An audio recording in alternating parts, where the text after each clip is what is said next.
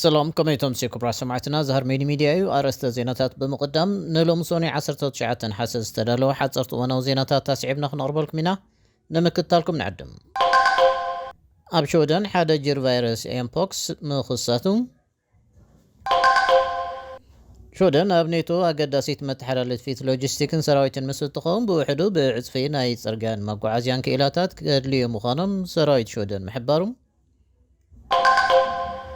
መንግስቲ ቀዳማይ ሚኒስትር ፔተር ኦርፖ ፊንላንድ ናብ ፊንላንድ ዝኣቱ ሰራሕተኛታት ወፃኢ ስራሕ ኣልቦ ካብ ዝኾኑሉ ግዜ ኣብ ውሽጢ 3 ክሳብ 6 ሸዋርሕ ዳግማይ እንተዘይተቆፂሮም ካብቲ ሃገር ክወፁ ዘገድድ እማምኡ ክቕልብስ ሓሳብ ከም ዘይብሉ ምግላጹ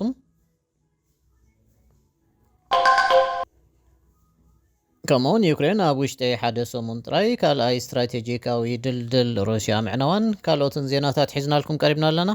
نمكتالكم دقيمنا نعدمنا حجب غطتا نابزر زراتهم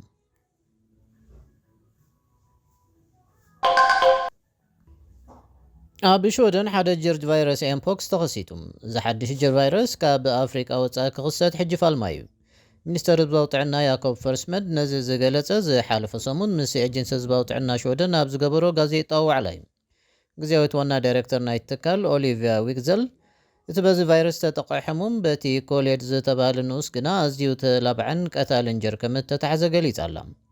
تحمم أب أفريقيا تانيح مستملسة أب كاب ستوكولم كنكن محتاتون وتحمام كمت ترخبون ريدش ودنا تحيزات أبسي بالام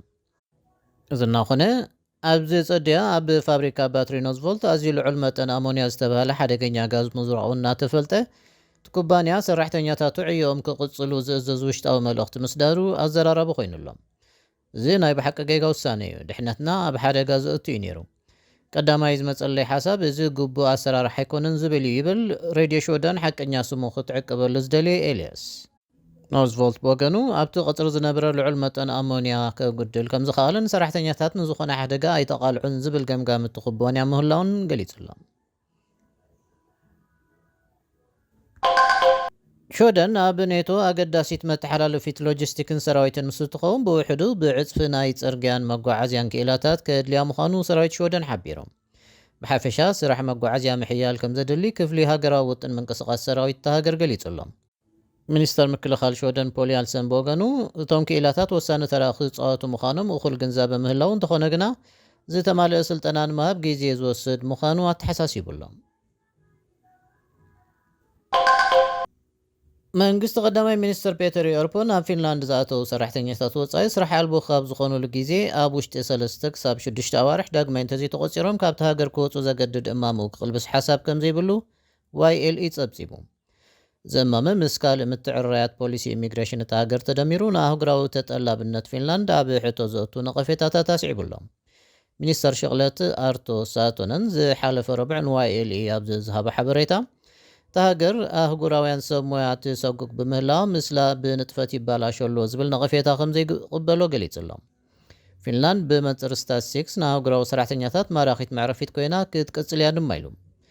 فنلاند كابتن بسرحتنياتات وصاي زبهاجا 55 هاجرات اب مبل 51 درجه محازه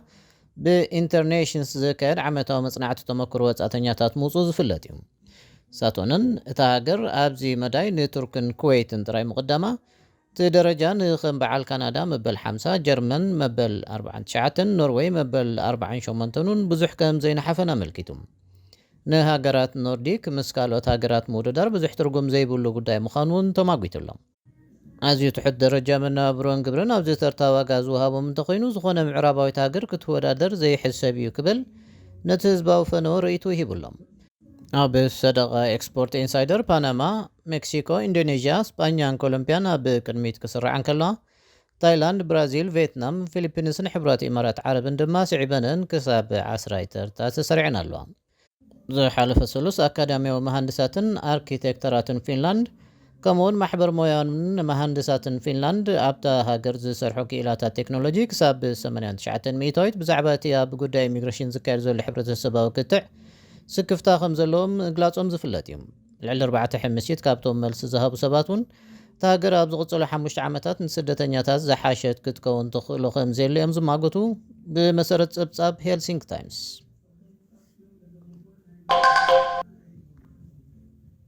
ማእከላይ ባንክ ኖርዌይ ኖርዌስ ባንክ ፖሊሲኡ ኣብ 4.5 ጸኒዑ ክቕጽል ከም ዝወሰነን ኣብ ቀጻልን ዝተወሰነ ግዜ ኣብኡ ክጸንሕ ተኽእሎ ከም ዘሎን ዝሓለፈ ሐሙስ ኣፍሊጡ። እዚ ምስ ትጽቢት መብዛሕትኦም ስነ ቁጠባውያን ዝሰማማዕ እኳ እንተነበረ ናይ ገለ ረቢሒት መኽሰብ ክረኽቡ ተስፋ ዝገበሩ ተለቃሕቲ ግን በቲ ውሳነ ምሕዛኖም ገሊጾም ኣለዉ። ኮሚቴ ገንዘባዊ ፖሊስን ፋይናንሳዊ ምርግጋእን ናይቲ ባንክ ኣቐዲሙ ንኣዋርሕ ኣብ ዘይተለምደ ትሑት ደረጃ ድሕሪ ምውሳኽ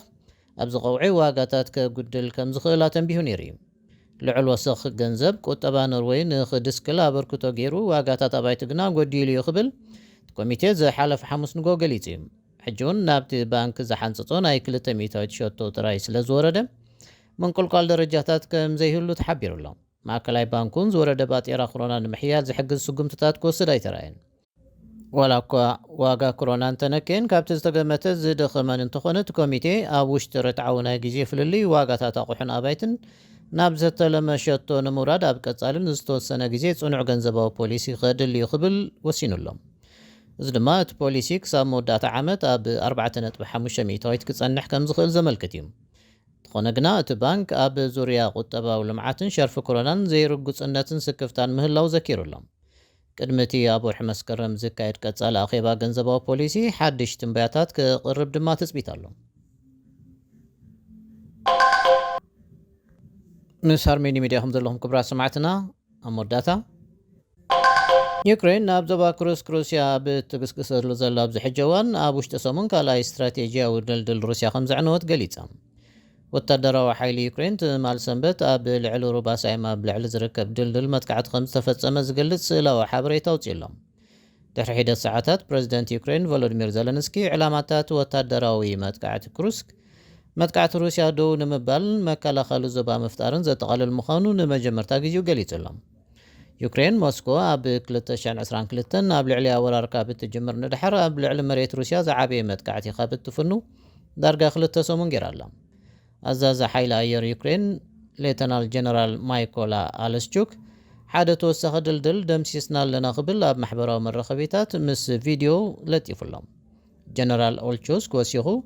ሓይሊ ኣየር ዩክሬን ንጸላኢ ብፈትሊ በትኺ መጥቃዕቲ ኣየር ሎጂስቲካዊ ዓቕሙ እናደምሰሰ ምሕላፍ ይቕጽል ኣሎ። እዚ ድማ ንመስርሕ ተጻብኦታት ብዓብዩ ክጸልዎ ኢሉ።